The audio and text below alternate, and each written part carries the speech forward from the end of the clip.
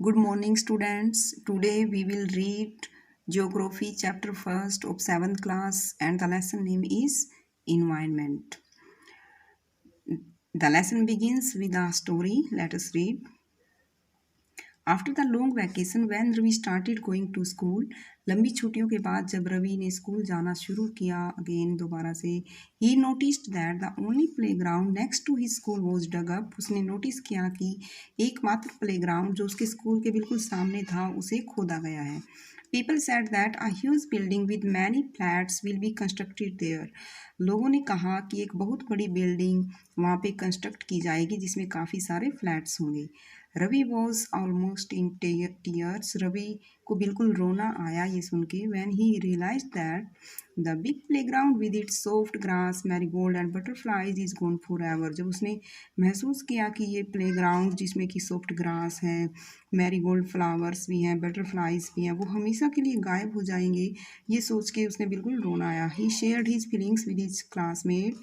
अपने क्लासमेट के साथ उसने अपनी फीलिंग्स शेयर की। In the assembly the principal to sadly observe. Assembly में प्रिंसिपल ने भी ऑब्जर्व किया सैडली उदासी के साथ। See how our environment is changing. देखिए हमारा इन्वायरमेंट कैसे चेंज हो रहा है। In the class Ravi asked his teacher. Class में रवि ने अपने टीचर से पूछा व्हाट इज इन्वायरमेंट। इन्वायरमेंट क्या होता है। Whatever you see in your surrounding said the teacher. Teacher ने कहा जो भी अपने आसपास हमें दिखाई देता है वही इन्वायरमेंट है। Ravi thought allowed. रवि ने सोचा और जोर से बोला that means the school building. इसका मतलब क्या। ये school building, table, chair, classroom, open field, road, garbage, कूड़ा करकट और माई फ्रेंड्स, मेरे दोस्त, all are parts of our environment. क्या ये सब इन्वायरमेंट का ही हिस्सा है। Yes the teacher said. हाँ टीचर ने कहा हाँ ये सब इन्वायरमेंट का हिस्सा है। But wait, some objects are created by nature. For example mountain, river, trees, animals.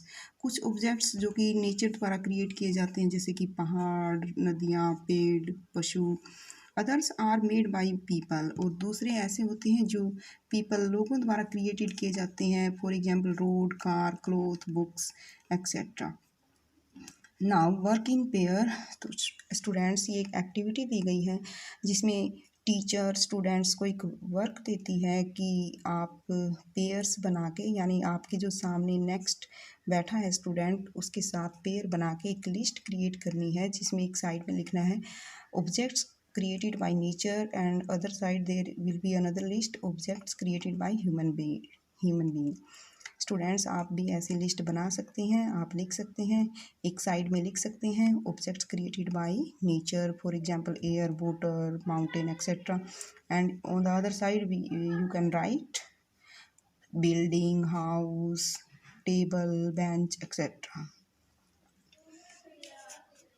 Next, there is a box and in this we shall read environment is our basic life support system। Environment हमारे life का basic support system होता है। It provide the air we breathe. ये हमें provide करता है air, सांस लेने के लिए हवा, द वाटर वी ड्रिंक, पीने के लिए पानी, द फूड वी ईट, और खाने के लिए भोजन, and the land where we live, और रहने के लिए ज़मीन। How do human being modify this natural environment. जो इंसान है कैसे इस नेचुरल इन्वायरमेंट को मॉडिफाई कर रहे हैं। The car fume pollute the air. जैसे कि जो कार का जो धुआं होता है वो एयर पोल्यूट करता है। Water is collected in port. जो पानी है वो इकट्ठा किया जाता है पोर्ट्स में। Food is serve in vessels. और जो खाना है वो बर्तनों में परोसा जाता है। And land is use to build factories. और जो भूमि है वहाँ पे फैक्ट्रीज बनाई जाती हैं। Human being make car, mill, factories and manufacture container. जो ह्यूमन बींग है ये सब चीज़ें बनाते हैं, car, mill, factories. This is how human being modify natural environment. तो हम जैसे कि कोई चीज़ें बनाएंगे तो इससे क्या होगा, हमारा जो नेचुरल इन्वायरमेंट है वो जो है चेंज होता जाएगा।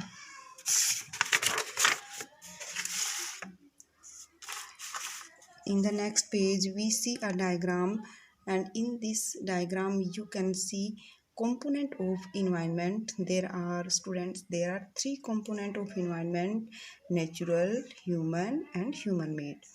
In the natural environment, it is made up of four spheres: water, water means hydrosphere; air, atmosphere; land, lithosphere; and living things means biosphere. जो बायोस्फीयर है, it is the combination of all these spheres. यानी जो biosphere है, यहाँ पे life exist होता है, और बिना वाटर, एयर, लैंड के life is not possible.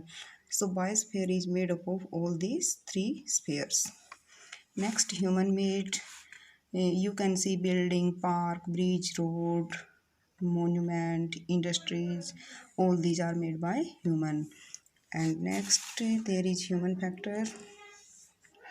First of all there is a individual, यानी पहले एक आदमी होता है, then he create a family, and together many family create a community, and for a community there is a religion, and there is also educational factor और and economic. जैसे जो communal society होता है, उसको उसकी इकोनॉमिक ग्रोथ कैसी है. Next, political situation, यानी वहाँ की जो पॉलिटिकल सिचुएशन कैसी है, डेमोक्रेसी है या फिर autocracy. Next, increasing day by day we are there for modifying and at times even destroying our natural surrounding. इस तरह से दिन प्रतिदिन हम अपनी जो नेचुरल सराउंडिंग है उसको डिस्ट्रॉइंग, बर्बाद कर रहे हैं और मॉडिफाइंग चेंज कर रहे हैं. द टीचर रिप्लाई, टीचर ने रिप्लाई किया. From the above conversation you understand that the place, people, thing and nature that surround any living organism is called environment. तो इस कन्वर्सेशन से आप समझ सकते हैं कि जो इन्वायरमेंट है वो क्या है. लिविंग ऑर्गेनिज्म, जिंदा जो ऑर्गेनिजम्स हैं उनके आसपास का जो प्लेस है, पीपल है, वस्तुएं हैं, नेचर है, वो सब क्या कहलाता है? Environment. It is combination of natural and human made phenomena. इसमें नेचुरल चीज़ें भी आ जाती हैं और ह्यूमन मेड चीज़ें भी आ जाती हैं. While the natural environment refer to both biotic and abiotic condition existing on the earth. जो नेचुरल इन्वायरमेंट है उसमें बायोटिक चीज़ें भी आ जाती हैं और अबायोटिक भी आ जाती हैं. Biotic means the world of living organism, यानी जो सजीव चीज़ें होती हैं वो बायोटिक होती हैं, जैसे plants, animals etcetera. And abiotic the world of non living elements, जो निर्जीव चीज़ें होती हैं, फॉर एग्जांपल जैसे land, mountains, land, mountain, book, pencil etcetera, abiotic things.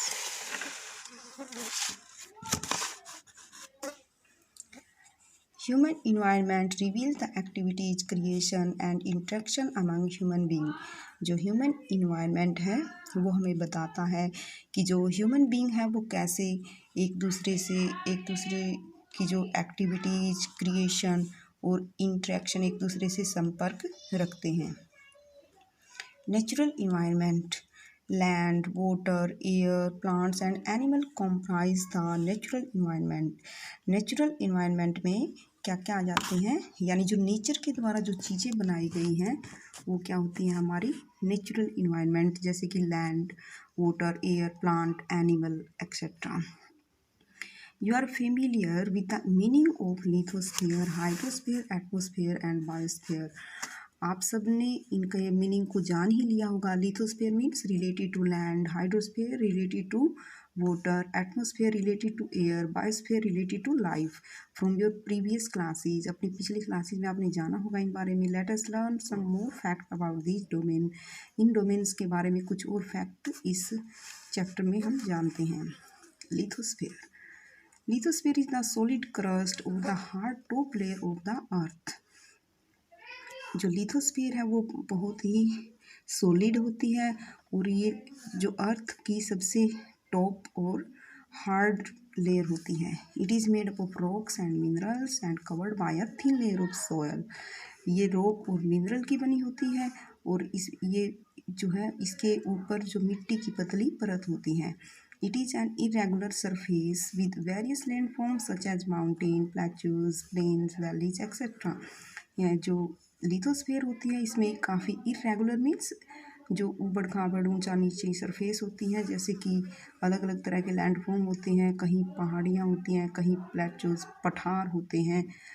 Plateaus means table land, plains मैदान होते हैं, वैलीज घाटियाँ होती हैं etcetera. Landforms are found over the continent and also on the ocean floors. जो लैंडफॉर्म्स हैं वो दोनों जगह पाए जाते हैं, कॉन्टिनेंट्स पर भी पाए जाते हैं और ओशियन फ्लोर यानी समुद्र तल पर भी पाए जाते हैं। Lithosphere is the domain that provide us forest, grass land and for grazing, land for agriculture and human settlement. जो लिथोस्फीयर होता है वो हमें क्या प्रोवाइड करता है? जंगल, ग्रास लैंड, एग्रीकल्चर कृषि के और ह्यूमन सेटलमेंट और मानवीय निवास के लिए जगह प्रोवाइड करता है। It is also source of mineral wealth. ये मिनरल वेल्थ यानी जो खनिज संबंधी जो संपत्ति है वो भी लिथोस्फीयर पर ही पाई जाती है। तो हम इस लेसन आज के इस पीरियड में हम इतना ही पढ़ेंगे स्टूडेंट्स। तो listen the lesson carefully and understand it. Thank you.